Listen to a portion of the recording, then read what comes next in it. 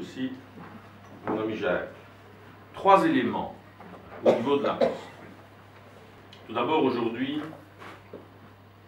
la Poste est une entreprise qui, elle aussi, est confrontée à d'énormes défis. Elle vit une diminution constante de son activité. On écrit moins, puisqu'il y a d'autres moyens de communication, les mails, les SMS et autres moyens de communication de ce type, Internet. Et donc, elle est aussi, elle, confrontée à une vague de libéralisation. Puisque nous allons préparer, d'ailleurs, nous y sommes occupés, le cahier de charges, l'Europe souhaite, je reviendrai à l'Europe après, hein, parce que c'est un peu facile de dire l'Europe c'est quand même nous aussi. Et donc ça, je reviendrai là-dessus dans ma conclusion. L'Europe souhaite qu'en 2016, Jacques, c'est ça, 2016, 2015, 2016, on libéralise la distribution des magazines et des journaux. Voilà. 2016, on prépare le cahier de charges pour 2015. Ça, c'est un souhait de l'Europe. Et puis, 2018-2019, elle souhaiterait qu'on libéralise également la distribution du courrier. Et donc, un autre opérateur, danois, français, polonais ou autre, ou privé, viennent et concurrencent la Poste. Autant dire que si la Poste venait à perdre ces deux marchés, mais il n'y a plus de Poste, hein, c'est évident. Et donc, elle doit à la fois lutter contre la diminution de son activité et trouver de nouveaux métiers, où parfois, je trouve, avouons-le, on s'égare un peu dans les propositions qui sont faites, et faire face à cette libéralisation. Ça, c'est vraiment, si je dois vous résumer les défis qui sont ceux de la Poste aujourd'hui, c'est ça. Deuxième élément, la mise en bourse. Alors, moi, je ne suis pas fier, je ne suis pas honteux d'avoir mis la Poste en bourse.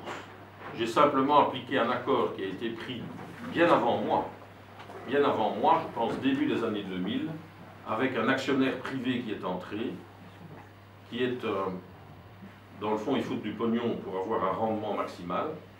Et heureusement, avant qu'il ne sorte, que je me suis opposé à ce qu'on vide les caisses, tu le sais bien, Jacques. Et donc, l'accord qui avait été pris avec des ministres précédents, c'était qu'il pouvait entrer en bourse. Ce qui a été fait.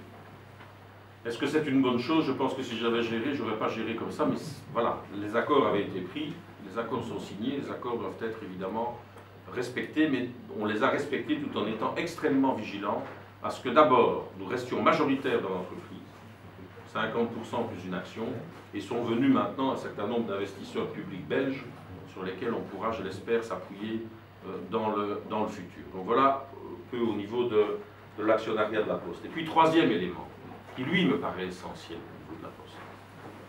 Je trouve aujourd'hui que les conditions de travail, que ce soit dans les centres de tri, ou que ce soit sur le terrain, sont devenues extrêmement dures, trop dures. Ce personnel a beaucoup donné. Alors oui, il a eu un patron intéressant, un management intéressant, mais vous savez, ce n'est pas 5 ou 6 personnes qui vont faire en sorte que cette entreprise se porte bien. C'est le personnel de terrain aussi. Il y a quelqu'un qui doit guider, qui doit montrer le chemin, certes en concertation sociale, puis après c'est le personnel de terrain. Je vous invite une fois d'aller visiter un centre de tri. Pour la plupart ici, sauf peut-être un peu les plus jeunes, encore que, si vous vous souvenez du film de Charlie Chaplin, Les temps modernes, c'est quand même un peu ça, Jacques, aujourd'hui. C'est quand même un peu ça. Et donc, je pense qu'il faut aujourd'hui être particulièrement attentif à tout ce qui est conditions de travail, rôle social du facteur qui n'a plus le temps de remplir au jour d'aujourd'hui, et donc proximité. Il est vrai qu'il fallait adapter l'entreprise, mais probablement qu'aujourd'hui le balancier est allé trop loin, il faut le remettre à sa juste place. Enfin, Belgacom.